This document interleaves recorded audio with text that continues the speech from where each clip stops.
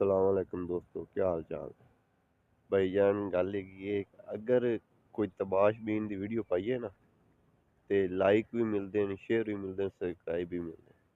ਅਗਰ ਦੀਨੇ ਹੱਕ ਦੀ ਦੀਨ ਦੀ ਤਲੀਮ ਪਾਈਏ ਨਾ ਕਿ ਆ ਇਸਲਾਮ ਜੇ, ਆ ਦੀਨ ਜੇ, ਆ ਅੱਲਾ ਦਾ ਕੁਰਾਨ ਜੇ, ਤੇ ਨਾ ਕੋਈ ਲਾਈਕ, ਨਾ ਸ਼ੇਅਰ, ਨਾ ਸਬਸਕ੍ਰਾਈਬ, ਠੀਕ ਹੋ ਗਿਆ।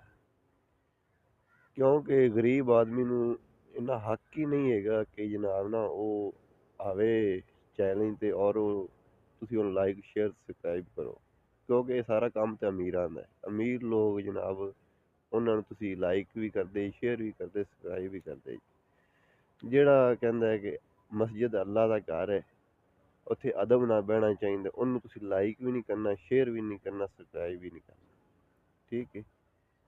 ਕਿਉਂਕਿ ਮੈਂ ਇਹ ਗੱਲਾਂ ਹੀ ਕਰਨੀਆਂ, ਤੁਸੀਂ ਨਹੀਂ ਕਰਨਾ, ਕੋਈ ਗੱਲ ਨਹੀਂ। ਇੰਨਾ ਚਿਰ ਹੋ ਗਿਆ ਬਣਾਉਂਦਾ ਪਿਆ, ਲੇਕਿਨ ਅਜੇ ਤੱਕ 38 ਸਬਸਕ੍ਰਾਈਬਰ ਇੱਕ ਮੇਰੇ। ਚਲੋ ਖੈਰ ਹੈ। ਤੇ ਮੇਰਾ ਵੀਰ ਨਾ ਕੁਰਾਨ ਨੂੰ ਤਰਜਮੇ ਨਾ ਪੜੋ, ਖੁਦ ਪੜੋ, ਫਿਰ ਸਮਝ ਆਵੇਗੀ, ਵਰਨਾ ਸਮਝ ਨਹੀਂ ਆ ਸਕਦੀ। ਔਰ ਇਹ ਜਿਹੜੇ ਮੌਲਵੀ ਹੈਗੇ ਨੇ, ਇਹ ਕਹਿੰਦੇ ਨੇ ਕਿ ਸਿਰਫ ਸਾਡੇ ਕੋਲੋਂ ਪੜੋ ਤੇ ਇੱਥੇ ਤੁਹਾਨੂੰ ਅਸੀਂ ਗੁੰਮਰਾਹ ਕਿੱਥੋਂ ਕਰਨਾ ਹੈ, ਉਹ ਤੁਹਾਨੂੰ ਇਹ ਮੌਲਵੀ ਯਾਦ ਜਦੋਂ ਉਹਨਾਂ ਕੋਲ ਪੜੋਗੇ ਤੁਹਾਨੂੰ ਗੁੰਮਰਾਹੀ ਵਾਲੇ ਰਸਤੇ ਵਿਖਾਉਣਗੇ। ਕਿਉਂਕਿ ਕੁਛ ਐਤਾਂ ਐਸੀਆਂ ਹੈਗੀਆਂ ਨੇ कि जितू ये गुमराह कर दे। क्योंकि अल्लाह ताला कुरान में फरमाता है कि जिन लोगों ने दीन में इजाफे किए और अलहदा रास्ते निकाले और फिरकों में बट गए और उनसे तुम्हें कुछ काम नहीं। अल्लाह ताला उत्थों रोकदा पे और ये कहंदे ने कि साडे कोल पढ़ोगे तो तुहानू कोई ਇਹ ਜਿਹੀ ਕੋਈ ਇਸ ਤਰੀਕੇ ਸਮਝਾਉਣਗੇ ਕਿ ਤੁਸੀਂ ਖੁਦ ਫਿਰਕੇ ਵੰਡੇ ਜਾਓ, ਠੀਕ ਹੈ। ਕਈ ਐਸੀਆਂ ਵਿੱਚ ਗੱਲਾਂ ਹੈਗੀਆਂ ਜਿਹੜੀਆਂ ਤੁਹਾਨੂੰ ਇਹ ਸਮਝਾਉਣਗੇ ਤੇ ਤੁਹਾਨੂੰ ਫਿਰਕਿਆਂ 'ਚ ਲੈ ਜਾਣਗੇ, ਤੇ ਖੁਦ ਪੜ੍ਹੋਗੇ ਔਰ ਫਿਰਕਿਆਂ ਤੋਂ ਹੀ ਬਚੋਗੇ।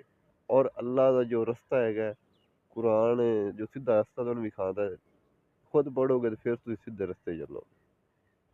ਤੇ ਮੇਰਾ ਵੀਰ ਅੱਲਾ ਤੋਂ ਡਰਦੇ ਰਹੋ। ਅੱਲਾ ਇੱਕ ਹੈ, ਉਹਦਾ ਕੋਈ ਸ਼ਰੀਕ ਨਹੀਂ, ਬਸ ਉਹੀ ਇਬਾਦਤ ਕੇ ਲਾਇਕ ਹੈ।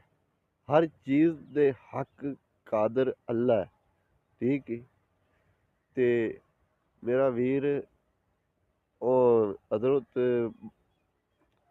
ਪੀਰ ਵਾਰਿਸ ਸ਼ਾਹ ਸਰਕਾਰ, ਜਦੋਂ ਉਹਨਾਂ ਦੇ ਪੀਰੋ ਮੁਰਸ਼ਿਦ ਦੁਨੀਆ ਤੋਂ ਵਫਾਤ ਪਾ ਗਿਆ, ਚਲਾ ਗਿਆ, ਔਰ ਉੱਥੋਂ ਉਹ ਚਲੇ ਆਏ ਸਨ, ਉੱਥੇ ਮੁਜਾਵਰ ਬਣ ਤੇ ਕਬਰ ਤੇ ਬਹਿ ਨਹੀਂ ਗਏ ਸਨ, ਠੀਕ ਹੈ।